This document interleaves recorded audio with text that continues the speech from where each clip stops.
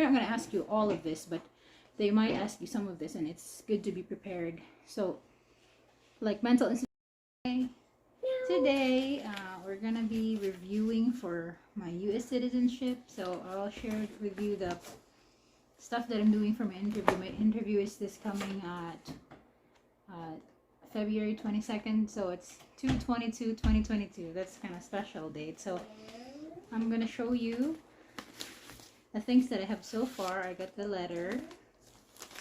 I got the letter from the U.S. Embassy that my interview has been rescheduled because we moved from Oregon, so I had to move it, and they moved it to a new state here in Colorado. So, but they rescheduled it in the same date, so it really didn't got canceled and moved to a later schedule. And I'm gonna show you what I'm doing for the review. And, here, this is the book. I bought this book in Amazon. It's passed the citizenship test.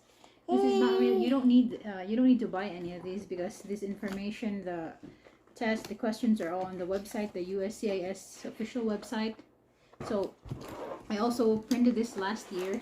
These are the flashcards from their website. I printed them, and I've been Noah. So there's 100 flashcards, and I just cut it and then glued the back. So the front is the question. I'm gonna show it to you. Like example, this one is the question. These are, by the way, the 2008, not the 2020 USCIS test. So the front is the question, and then the back, I folded it. The back is the answer. So this is what I've been studying, and I also downloaded the app, Citizenship now, or there's a bunch of citizenship apps that are on the Google App Store. So what I'm gonna I applied on around April 13, 2021, and then yeah, it took a while. I think I got the email the second day, or the same day, that they're gonna reuse my biometrics. So I thought it was gonna speed up the process, but actually it didn't. So I had to wait until January of 2022 to get the update for my citizenship interview, and that's scheduled in Portland, Oregon. So it was scheduled in February 22, 2022, but then we had to move on January 2022, so we moved in Colorado, and I had to reschedule it, and they scheduled it the same day. So it's not in Portland anymore. It's in Centennial, Colorado. That's where I'm going to do my interview. And right now I'm just, the tips that I'm not really going to give any tips because I don't have any experience, but what I'm doing is just listening to a bunch of YouTube videos, and then I printed all these flashcards, and I also printed let me show you. So I have these flashcards. I also printed my N400. You need to also study your N400, the application form that you submitted. Print all of it. It's in the, you need to log in your account in the USCIS. Log in and then print all the papers, because they're gonna ask you some questions, and I've read on some of Facebook groups that they're also gonna ask you for the definitions on some of the words. Let me see. You need to memorize the residences, like for the past 5 years where you live. Tell you what evidence have I submitted, the paperwork, because I applied my citizenship online. I didn't submit the mail application, so I did the online thing. So the evidence that I submitted are the following. I'm going to tell you here right now. I submitted the form 1040. I think that's the form. I sent these are all scanned copies. I sent the marriage certificate, and I also had to send them a police report. If you lost your green card, you have to send them you have to file a police report for that, so that it's like a proof that you lost it. And then I got all the birth certificate of my kids, and then a picture of your green card. I still have a picture of my green card, so I included that, the front and the back. and then your W-2s, the federal tax summary, and then your husband's passport, and probably his ID too, like driver's license ID and that kind of stuff. And then yeah, marriage certificate, marriage license, and then I think that's everything that I submitted. I know this video is kind of random and all over the place. I just want to share to you the first part of my citizenship journey. These are the writing and vocabulary.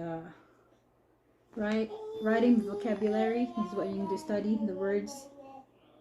So it's kind of easy if you just like if you know English a little, you could easily answer this. Like for the people, Adams, Lincoln, Washington, you need to know how to spell the reading and the writing is pretty much the same.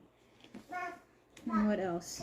And then yeah, make sure for me we've moved a lot of places in the last 5 years, so I had to like rewrite this a couple times, our addresses and the time that we stayed there until we left, and then also memorize the times where you left the Philippines. Like for me, I've went to the Philippines twice, in 2016 and 2018, so I had to memorize the dates and the length and the duration of the time you're out of the Philippines. Like for the first time, in 2016 I was gone for 17 days, and then the 2018 I was gone for 35 days, so it's like 52 or 53 days. So you have to like memorize those because they're gonna ask you those.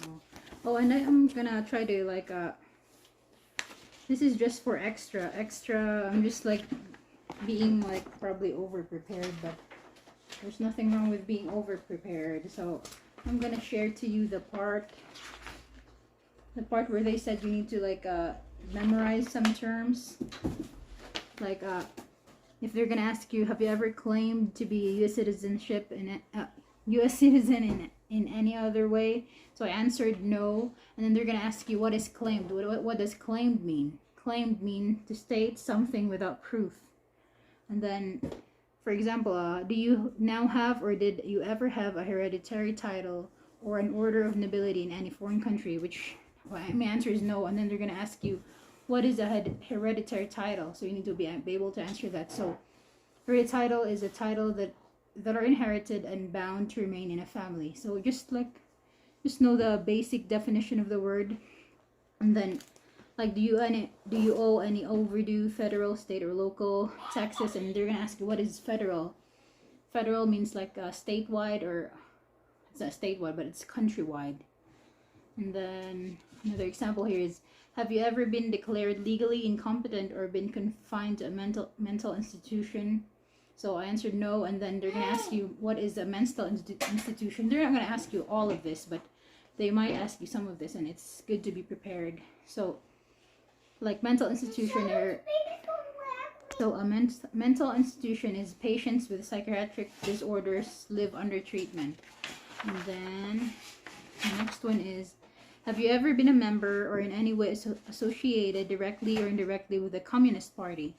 So if they're gonna ask you, what's a Communist Party? It's a Communist Party advocates communism, or a classless society form of government. And then like they're gonna ask you, have you ever been a member of a totalitarian party? Totalitarian party attempts to assert control over the lives of the citizen.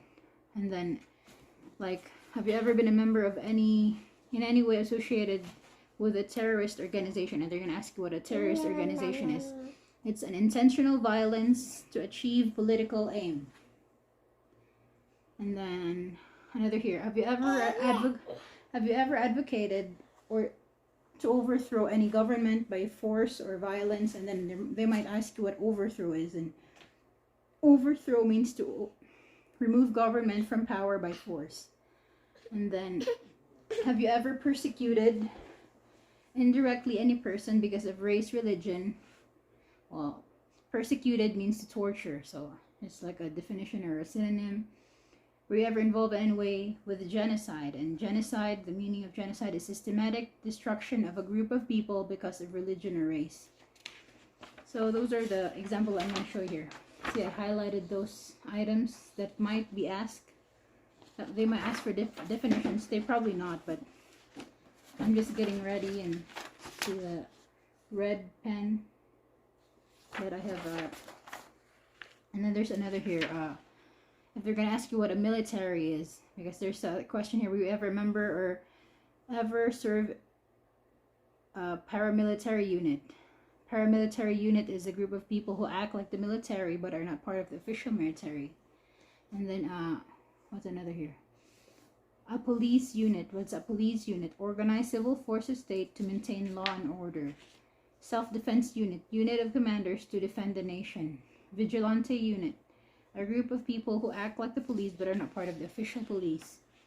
And rebel. Opposition against the government. Guerrilla group. A group of people who use weapon against or otherwise physically attack the military, police, government, or people. Militia. An army of people not part of the official military. Detention facility, a place where people are forced to stay. These are all in the questions as well. They already highlighted this.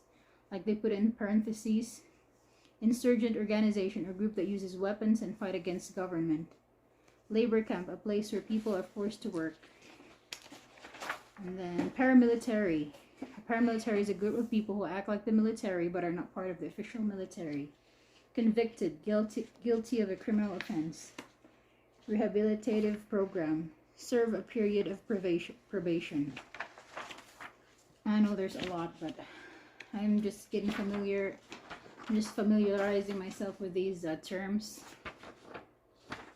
So there's another one, habitual drunkard. I have viewed one video on YouTube that they were asked what a habitual drunkard is. Someone who drinks too much alcohol daily. Prostitution, engaging to sexual activity as payment. Narcotics, illegal substance, example opioids, something like that. Alimony, financial support ordered by court to give spouse during separation. And then this is the last page. Bear with me. The last page is Constitution. That's also included in our test. So a constitution is the supreme law of the land. It also says set of principles and laws for any organization. Oath of allegiance, it's like a sincere or honest promise to be loyal to the United States. Bear arms, because there's a question that says if the law requires it, are you willing to bear arms? To bear arms means to own or use a gun on behalf of the United States. Non-combatant services, duties not including fighting in the armed forces. Civilian direction, doing non-military work for the government. So I think that's all of my reviewer, and I'm gonna show you I'm gonna give you a quick view of this. I know it's kind of, I'll flip it over the camera so you can see what's inside the book.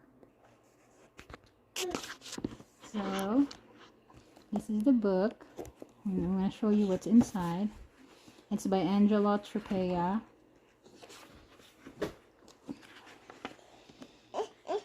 So these are the contents of the book. See what's inside it. See this is actually not just a reviewer, it also gives you like detailed information about the questions. So this is the contents. So it also gives you some tips, like the officer might ask you a question like your name, have you used any other names, do you legally want to change your name? And then during the interview, either before or after reviewing the N400 form, I'm gonna zoom it a little bit, the officer will ask civics questions and test your reading and writing ability. The officer may ask up to 10 civics questions. The questions are asked orally and are answered orally. To pass the test, you must answer at least 6 of the questions correctly. Once you have reached 6 correct answers, the officer will stop asking you civics questions.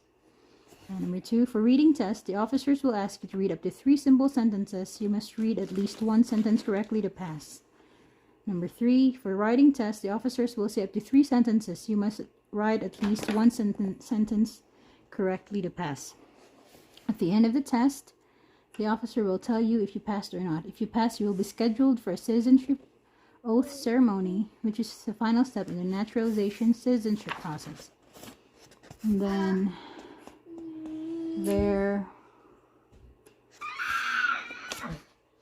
sorry about the baby. Here's the simple, all 100 official questions in simple questions. So this is an example of this is in page 22, the civics question in easy story form. There's also a story form, but this is a little bit complicated. And then there's the citizenship. This is the flashcard form.